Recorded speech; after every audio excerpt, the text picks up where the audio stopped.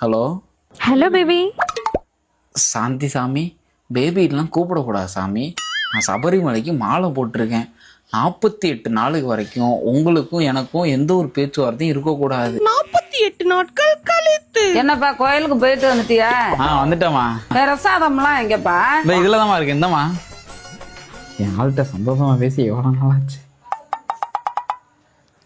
Hello யாரு? Baby, நான் தான் சரவணா. சாரிங்க, என்னாச்சு? எனக்கு கல்யாணம் ஆகி 48 நாள் ஆச்சு. சாந்தி, சாந்தியாவது பூந்தியாவது வைடா போன. அசையாத மரம் ஒன்று உயிர்ந்தது கீழே. எங்கப்பா வாழைக்காய் வச்சு பிச்சை காணா?